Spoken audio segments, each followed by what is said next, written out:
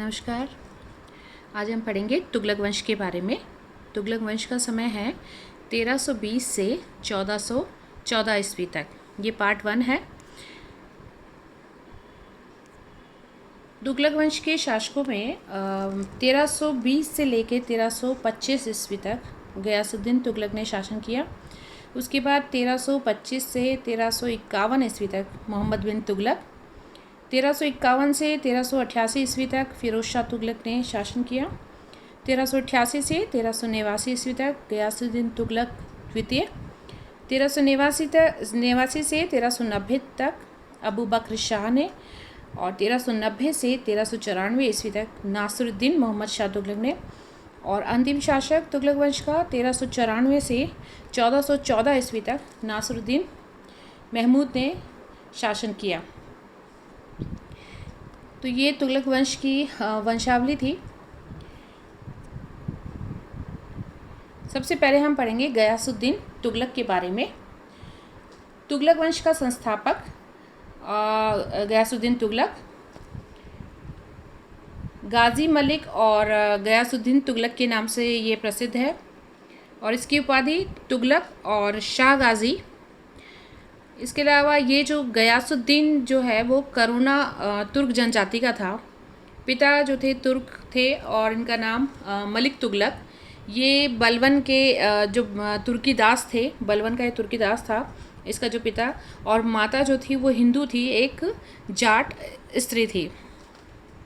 और तुगलक नामा के अनुसार गयासुद्दीन तुगलक ने जलालुद्दीन खिलजी के अंगरक्षकों में भर्ती होकर अपना सैनिक जीवन शुरू किया था। फिर रणथंभौर के घेरे के समय अलाउद्दीन खिलजी ने उसकी शौर्यता देखी, मंगोलों के विरुद्ध उसके वीरतापूर्ण कार्य देखे, तो फिर अलाउद्दीन ने उसे दीपालपुर का गवर्नर नियुक्त किया और सीमा रक्षक के रूप में उसे नियुक्त कर दिया। फिर खुसरो शाह ने उसे पंजाब के सूबेदार पद पर स्थायी रूप से कर दिया, और उसके पुत्र जूना खां को, जो कि मोहम्मद बिन तुगलक के नाम से प्रसिद्ध है, जो दरबार में था, उसे मलिक आखूर पद पर नियुक्त किया। चूँकि गाजी मलिक यानी गयासुद्दीन तुगलक खुसरो शाह की जो कार्रवाई थी, जो उसका तरीका था प्रशासन चलाने का, वो उससे बहुत असंतुष्ट था। खुसरो शाह ने खिलजी वंश के जितने भी राजकुमार थे उनकी हत्या कर दी थी, और गाजी मलिक की दृष्टि में ये खुसरो का जो था वो गंभीर अपराध था, वो उसे बिल्कुल पसंद नहीं आया। खुसरो शाह के ये इस्लाम विरोधी कार्य के कारण ही गाजी मलिक ने इस्लाम की रक्षा करने के लिए खुसरो शाह के विरुद्ध विद्रोह करने और उसे सिंहासन से हटाने का निश्चय किया, क्योंकि पहले उसके मन में बिल्कुल भी दिल्ली पर अधिकार करने की कोई रुचि नहीं थी गयासुद्दीन तुगलक की। लेकिन खुसरो शाह के इस तरीके से कार्यवाहियों से उसने ये सब करने के लिए मजबूर किया। फिर उसने सिविस्तान और मुल्तान और समाना के गवर्नर और आइन उल मुल्क मुल्तानी को पत्र लिखकर इस कार्य में सहयोग देने को कहा, मतलब इसको खुसरो शाह को हटाने के लिए। तो आइन उल मुल्क जो था उसने तो तटस्थता की नीति अपनाई, उसने कोई सहयोग नहीं किया, लेकिन समाना और सिविस्तान और मुल्तान के अधिकारियों ने विद्रोह करके गाजी मलिक का साथ देने का निर्णय किया। तो इन प्रांत के सैनिकों के शामिल हो जाने से गाजी मलिक की शक्ति में इतनी अधिक वृद्धि हो गई कि उसे विश्वास था कि वो आराम से अब दिल्ली के विरुद्ध कूच कर सकता है। और फिर उसके बाद उसने खुसरो को हरा दिया, और फिर खुसरो की हत्या करने के बाद अमीरों और सरदारों के आग्रह पर उसने 8 सितंबर 1320 ईस्वी में वह गद्दी पर बैठा, और उसने फिर शाह गाजी की उपाधि धारण की। इसका प्रारंभिक जीवन और राज्याभिषेक था। अब गद्दी पर बैठते ही गयासुद्दीन की प्रारंभिक समस्याएं, एक तो खुसरो खां की उदारता से राजकोष खाली हो गया था। दूसरा, शासन प्रबंध जो था वो बिल्कुल अकुशल था। और तीसरा, दूरस्थ प्रदेशों में विद्रोह का वातावरण बना हुआ था। तो सुल्तान गयासुद्दीन तुगलक का पहला कार्य था अशांति और अराजकता के स्थान पर शांति और सुव्यवस्था स्थापित करना। इसके लिए उसने अमीरों तथा जनता को संतुष्ट करने का कार्य किया तथा प्रशासन को फिर से पुनर्गठित किया। उसने उच्च पदों पर अपने समर्थकों और अपने संबंधियों को ही नियुक्त किया। उसने अपने भतीजे असुद्दीन और बहाउद्दीन को एक तो इसने असुद्दीन को तो नायब बारबेक और बहाउद्दीन को आरिज़ ममालिक पदों पर नियुक्त किया। और वज़ीर पद पर उसने अपने दामाद शादी खां को नियुक्त किया और अपने पुत्रों को भी उच्च उपाधि उसने प्रदान करी। इसके अलावा उसने अलाई अमीरों को भी उनके पदों पर फिर से नियुक्त कर दिया, जिससे इन अमीरों का समर्थन भी उसे प्राप्त हो गया, अलाई अमीरों का। और उसने उन लोगों की ज़मीनें भी वापस कर दी जो कि अलाउद्दीन के काल में जब्त कर ली थी, जिससे उसकी लोकप्रियता में वृद्धि हुई गयासुद्दीन तुगलक की। उसने खुसरो शाह के जो समर्थक अमीर थे उनके विरुद्ध कोई कार्रवाई नहीं करी, उन्हें उनके पदों पर रहने दिया। लेकिन जो खुसरो के जो कट्टर समर्थक सूबेदार थे उसके विरुद्ध उसने कठोर कार्रवाई की और उन्हें पदों से हटा दिया। ये इसके प्रारंभिक कार्य थे। उसके दो प्रमुख उद्देश्य थे, एक तो किसानों की स्थिति में सुधार करना और दूसरा कृषि योग्य भूमि में वृद्धि करना। ये दो उसके मेन उद्देश्य थे। गयासुद्दीन द्वारा किए गए सुधारों में एक तो अमीरों और दरबारियों के प्रति उसने उदार नीति अपनाई। अमीरों को पद देने में वंशानुगत के साथ साथ योग्यता को भी आधार बनाया। और अलाउद्दीन द्वारा जो सैनिक व्यवस्था थी, जैसे हुलिया और चेहरा प्रथा रखने की, मतलब हुलिया और दाग प्रथा रखने की, उसको प्रभावशाली तरीके से उसने लागू किया। इसके अलावा डाक व्यवस्था को सुदृढ़ किया और उसने डाक चौकियों, हरकारे तथा जो अश्वरोही थे उनकी व्यवस्था की ताकि जल्दी से जल्दी उसको सूचनाएं प्राप्त हो सके। अलाउद्दीन की मसाहत पद्धति को त्याग कर उसने नस्क, जिसको बटाई पद्धति भी कहते हैं, उसको शुरू किया। एक्चुअली अलाउद्दीन की मृत्यु के बाद अव्यवस्था फैल गई थी, उससे राजस्व नीति भी बहुत प्रभावित हुई। तो गयासुद्दीन ने भूमि की पैमाइश कराना और उसके आधार पर लगान निश्चित करने की जो नीति थी अलाउद्दीन की, उसको त्याग दिया, क्योंकि पैमाइश का जो कार्य हो रहा था वो संतोषजनक नहीं हो रहा था, जिससे किसानों को हानि हो रही थी। तो उसने जो पहले जो चलती थी नस्क या बटाई प्रथा, उसको फिर से लागू कर दिया, क्योंकि ये प्रथा जो थी वो किसानों के लिए लाभकारी थी। फिर भू राजस्व जो है उसने हाफ की जगह, मतलब आधे की जगह उसने घटाकर उत्पादन का 1/10 या 1/11 भाग कर दिया। यानी अलाउद्दीन ने जो राजस्व दर में वृद्धि करी थी, हाफ कर दिया था, उसको बाद में 1/5 कर दिया। और चूँकि ये लगान की परंपरागत दर थी ये राजस्व की 1/5, जिसको गयासुद्दीन ने भी लागू किया, तो इससे किसानों को काफ़ी राहत मिली। और वह पहला सुल्तान था जो ये मानता था कि राजकीय आय में जो वृद्धि है वो भू राजस्व के द्वारा नहीं, अपितु उत्पादन में वृद्धि के द्वारा ही पूरी की जानी चाहिए। इसलिए उसने अनावश्यक करों को भी हटा दिया और सरकारी कर्मचारियों और अधिकारियों को किसानों के साथ सद्व्यवहार करने के भी उसने आदेश दिए।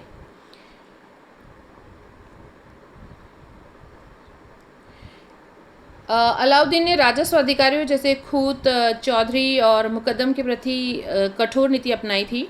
उसका उद्देश्य था कि भ्रष्टाचार को समाप्त करना, लेकिन इससे राजस्व कर संग्रह पर विपरीत प्रभाव पड़ रहा था। तो गयासुद्दीन ने इन राजस्व अधिकारियों को उनके परंपरागत जो अधिकार थे वो वापस प्रदान कर दिए और उन्हें भूमि कर और जो अन्य कर उनसे लिए जाते थे उनसे उनको फ्री कर दिया, मुक्त कर दिया। लेकिन सुल्तान ने इस बात का भी ध्यान रखा कि वे जो खूत, मुकद्दम, चौधरी हैं, वे किसानों पर अत्याचार नहीं कर सकें और वो इतने भी धनी ना हो जाएं कि वो विद्रोही गतिविधियां कर सकें। वे केवल जो किसानों से केवल वही कर ले सकते थे जो कि सुल्तान ने उन्हें स्वीकृत कराए थे। इसके अलावा उसने सिंचाई हेतु नहर का निर्माण कराया। गयासुद्दीन पहला शासक था जिसने सिंचाई हेतु नहर का निर्माण करवाया और उसने अपनी राजधानी तुगलकाबाद बनाई। और अलाउद्दीन की कठोर नीति के विपरीत गयासुद्दीन ने उदारता की नीति अपनाई और जिसे बर्नी ने रस्म मियान अथवा मध्यपंथी नीति भी कहा। और गयासुद्दीन जो था वो स्वयं भी कला और साहित्य का संरक्षक था। उसने बड़े बड़े दुर्ग तथा भवन बनवाए और उसने अपना स्वयं का एक कलात्मक मकबरा बनाया। अमीर खुसरो जो उसके समकालीन थे और अमीर खुसरो जिसने कि तुगलकनामा लिखा, उनका ग्रंथ, तथा निज़ामी, इन विद्वानों को उसने संरक्षण दिया।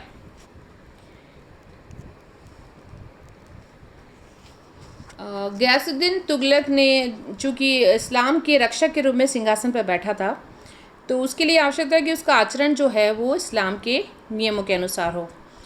तो उसने दरबार में भी इसी तरीके की सादगी और गंभीरता रखी जैसा कि बलबन रखता था। दरबार में भी उसने गायकों और नर्तकियों का प्रवेश निषेध कर दिया था। दरबार में जो मुस्लिम विद्वानों का आदर होता था और सुल्तान उनसे परामर्श लेता था। तो इस प्रकार अलाउद्दीन की जो नीति थी जिसके द्वारा उसने उलेमा को प्रशासन में हस्तक्षेप करने से रोक दिया था, उसको गयासुद्दीन तुगलक ने समाप्त कर दिया। यानी उसने मुसलमानों के साथ उदारता का तथा हिंदू के साथ कठोरता का व्यवहार किया था। सुल्तान ने जो परंपरागत नीति थी हिंदुओं के प्रति उसका पालन किया, लेकिन जो अलाउद्दीन ने हिंदुओं पर जो प्रतिबंध लगाए थे वो सब तो कायम रहे, लेकिन उसमें थोड़ी सी उसने शिथिलता बरती। और गयासुद्दीन की नीति थी कि कृषि, व्यापार और उद्योग को प्रोत्साहन दिया जाए, और इन सभी क्षेत्रों में कृषि, व्यापार, उद्योगों में अधिकांश जो थे वो हिंदू थे। तो सुल्तान की नीति थी कि उन पर करों जो टैक्स लगाए जाते थे, करों का भार उतना ही रखा जाए जिससे उन्हें अपने कार्य को करने का प्रोत्साहन मिलता रहे, मतलब वो हताश ना हो। तो गयासुद्दीन ने हिंदू द्वारा धन संग्रह पर रोक लगा दी थी। बर्नी लिखता है कि सुल्तान ने हिंदुओं पर अधिक कर इसलिए नहीं लगाया कि वह उन्हें निराश होकर अपनी भूमि या व्यवसाय छोड़ने के लिए बाध्य नहीं करना चाहता था। डॉक्टर ईश्वरी प्रसाद भी लिखते हैं इसी के लिए कि हिंदुओं के प्रति सुल्तान की नीति का जो सिद्धांत यह था कि न तो हिंदुओं के पास इतना धन हो कि वे विद्रोह कर सकें, और ना ही वो इतने निर्धन हो जाएं कि निराश होकर खेतीबाड़ी छोड़ दें। ये डॉक्टर ईश्वर प्रसाद कहते हैं, और बर्नी ने भी इसी तरीके की बात लिखी है। गयासुद्दीन के सैनिक अभियान। गयासुद्दीन तुगलक जो था वो एक योग्य सेनापति था और साम्राज्य निर्माता था, और सिंहासन पर अपनी स्थिति को सुदृढ़ करना चाहता था, साम्राज्य में शांति व्यवस्था स्थापित करना चाहता था। तो इसके लिए उसने साम्राज्य के पुनर्गठन और विस्तार के बारे में भी सोचा, और सैनिक सुधारों के द्वारा उसने फिर सेना को एक कुशल और संगठित कर लिया था, जैसे कि अलाउद्दीन ने किया हुआ था। उसकी नीति भी अलाउद्दीन की तरह ही साम्राज्यवादी नीति थी, और उसने भी खिलजी साम्राज्य को आगे बढ़ाया। और दक्षिण में, चूँकि मैंने आपको बताया था कि अलाउद्दीन खिलजी ने तो अप्रत्यक्ष नीति का लागू करी थी, लेकिन दक्षिण में गयासुद्दीन तुगलक ने प्रत्यक्ष शासन की नीति अपनाई, और सुदूर दक्षिण के जो मलाबार और मदुरा राज्य थे उनको दिल्ली सल्तनत में इसने शामिल कर लिया, और उसने बंगाल और तेलंगाना पर भी दिल्ली का प्रत्यक्ष शासन स्थापित किया। तो उसका सबसे पहला आक्रमण वारंगल यानी तेलंगाना पर था। दक्षिण का सूबेदार था कुतलुक खां। उसने गयासुद्दीन के प्रति निष्ठा व्यक्त की, तो दक्षिण का अधिकांश भाग उसके साम्राज्य में बना रहा, लेकिन बाद में वारंगल का जो राजा था प्रताप रुद्रदेव, उसने अपने आप को स्वतंत्र घोषित कर दिया। तो सन 1321 ईस्वी में इसने सुल्तान ने गयासुद्दीन तुगलक ने अपने पुत्र जूना खां को, जिसे उलुग खां की उपाधि दी है, जूना खां मैंने आपको बताया मोहम्मद बिन तुगलक के बारे में कहा है, जूना खां को उसका दमन करने के लिए भेजा। तो जूना खां यानी उलुग खां ने वारंगल के किले को घेर लिया और राजा को इतना परेशान किया कि फिर उसको संधि वार्ता करनी पड़ी। लेकिन फिर उलुग खां ने जो संधि की शर्तें उसके सामने रखी तो वो इतनी कठोर थी कि राजा ने सोचा कि संघर्ष करना ही ज़्यादा बेटर है। तो फिर इसने प्रताप रुद्रदेव ने दिल्ली सेना के जो यातायात जो ट्रांसपोर्ट वाले और संचार के साधनों को भी काट दिया, लेकिन कैसे भी करके उलुग खां ने उसको संधि के लिए मना लिया और उसको वहाँ दिल्ली जाने के लिए बाध्य किया। फिर बाद में वारंगल पे दूसरी बार फिर से उसको आक्रमण करना पड़ा। गयासुद्दीन तुगलक ने फिर उलुग खां को वारंगल पर आक्रमण के लिए भेजा। पहली बार तो उसने संधि वार्ता कर ली प्रताप रुद्रदेव के साथ। इस बार उलुग खां ने क्या किया कि संचार और यातायात के जो साधन थे उसकी पूरी सुरक्षा का ध्यान दिया, क्योंकि प्रताप रुद्रदेव ने उनके सारे वो कट कर दिए थे। बीदर पर अधिकार करने के बाद, जैसे ही बीदर पर अधिकार किया उलुग खां ने, जूना खां ने, उसके बाद सीधा वो वारंगल गया और वहाँ पर किले का घेरा बहुत मजबूती से डाला, इतनी सतर्कता से डाला कि राजा जो थे और उसके परिवार और सरदार को उसने बंदी बना लिया, और फिर इन बंदियों को दिल्ली भेज दिया गया और फिर तेलंगाना राज्य को सल्तनत में मिला लिया गया। फिर बाद में जूना खां ने वारंगल का नाम बदलकर सुल्तानपुर कर दिया था। इसके अलावा मदुरा के पांडे राज्य को भी विजित करके दिल्ली सल्तनत में मिला लिया गया, और सबसे पहले गयासुद्दीन तुगलक के समय ही और ये दक्षिण के जो राज्य हैं उनको दिल्ली सल्तनत में मिलाया गया। उससे पहले नहीं मिलाया गया था क्योंकि अलाउद्दीन के समय तो केवल अप्रत्यक्ष नीति का फॉलो किया था, लेकिन गयासुद्दीन तुगलक के समय दक्षिण के राज्य को दिल्ली सल्तनत में मिला लिया गया। इसमें सबसे पहला जो था वो वारंगल था। दूसरी इसकी विजय जाजनगर उड़ीसा की 1324 ईस्वी में। जाजनगर पर जूना खान ने आक्रमण कर वहाँ के शासक भानुदेव को अपनी अधीनता स्वीकार कराई, क्योंकि यहाँ के राजा ने वारंगल का साथ दिया था। और इसकी जानकारी जो मिलती है वो एक राजमुंद्री का अभिलेख है 1324 ईस्वी का, उसमें ये इसका उल्लेख मिलता है। गयासुद्दीन का अंतिम सैन्य अभियान बंगाल का था। बलबन की मृत्यु के बाद बंगाल फ्री हो गया था और बुगरा खां के जो पुत्र थे शमशुद्दीन फिरोज शाह, उनकी 1318 में मृत्यु हो गई। उसके बाद उसके तीनों पुत्र के बीच में उत्तराधिकार को लेकर संघर्ष शुरू हो गया। ये पुत्र थे शिहाबुद्दीन, नासिरुद्दीन और गयासुद्दीन। शिहाबुद्दीन ने तो राजधानी जो थी बंगाल की लखनौती का सिंहासन प्राप्त कर लिया, और गयासुद्दीन ने जो कि पूर्वी बंगाल का गवर्नर था उसने अपने आप की स्वतंत्रता की घोषणा कर दी। तो 1319 में शिहाबुद्दीन को उसने हराकर लखनौती पर भी अधिकार कर लिया। किसने? गयासुद्दीन ने। अब नासिरुद्दीन जो उनका तीसरा भाई, वो भी सिंहासन प्राप्त करने को इच्छुक था, तो इसके लिए उसने नासिरुद्दीन ने गयासुद्दीन तुगलक से सहायता मांगी। और गयासुद्दीन तुगलक तो इसी वेट में था, तो उसको स्वर्णिम अवसर मिल गया बंगाल में आक्रमण करने का, और वो बंगाल की ओर चल पड़ा और उसने गयासुद्दीन को पराजित किया। गयासुद्दीन तुगलक ने गयासुद्दीन को पराजित किया और उसके बाद नासिरुद्दीन को सिंहासन पर बिठा दिया, और उसके बाद सुल्तान ने पूर्वी बंगाल को सल्तनत में मिला लिया। प्रशासन के लिए मुस्लिम अधिकारी को वहाँ पर उसने नियुक्त किया, और लौटते समय उसने तिरहुत पर भी आक्रमण किया। जब वो वहाँ से वापस लौट रहा था तो तिरहुत पर भी उसने आक्रमण किया, और तिरहुत के राजा थे उस समय हरपाल देव, उसको अधीनता स्वीकार करने के लिए उसने बाध्य किया। और उसके समय में ही मंगोल आक्रमण हुआ था 1324 ईस्वी में उत्तर पश्चिमी सीमा से। उस समय जूना खां तो इसमें वारंगल अभियान पर था, बिजी था, तो सुल्तान ने मंगोलों के विरुद्ध एक शक्तिशाली सेना भेजकर मंगोलों को खदेड़ दिया।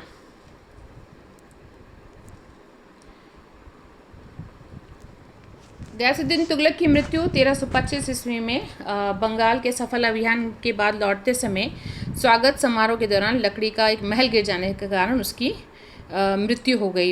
ये अलग अलग इतिहासकार अलग अलग बातें बोलते हैं कि बर्नी ने कहा कि इस भवन के गिरने के कारण बिजली गिरने से ये भवन गिर गया। यहया बिन अहमद सरहिंदी लिखते हैं कि भवन जो था वो देवी प्रकोप से गिर गया, और इब्न बतूता और इसामी कहते हैं कि ये जूना खां का षड्यंत्र था। जब ये सुल्तान बंगाल विजय में व्यस्त था और जब वह बंगाल विजय करके लौट रहा था, तो जूना खां ने क्या किया, जूना खां यानी मोहम्मद बिन तुगलक, उसने सुल्तान के स्वागत के लिए दिल्ली के बाहरी अफगानपुर के पास एक लकड़ी का भव्य महल बनवाया, भव्य शामियाना बनवाया, जिससे सुल्तान वहाँ आराम करने के बाद दूसरे दिन शानदार जुलूस में दिल्ली में प्रवेश करे। ऐसा जूना खां ने डिसाइड किया था। तो इब्न बतूता इसके बारे में लिखते हैं कि ये व्यवस्था जो की थी ना, वो सुल्तान की इच्छा के अनुसार ही की गई थी। तो सुल्तान का यहाँ स्वागत किया गया। फिर भोजन के बाद जब सुल्तान की आज्ञा से जो बंगाल से कुछ हाथी लाए गए थे तो उनका प्रदर्शन हो रहा था, तब शामियाना अचानक गिर पड़ा और जिसके नीचे दबकर सुल्तान और उसके छोटे पुत्र की मृत्यु हो गई। तो आज हमने पढ़ा गयासुद्दीन तुगलक के बारे में, तुगलक वंश की वंशावली के बारे में। तो आज के लिए सिर्फ इतना ही। Thank you.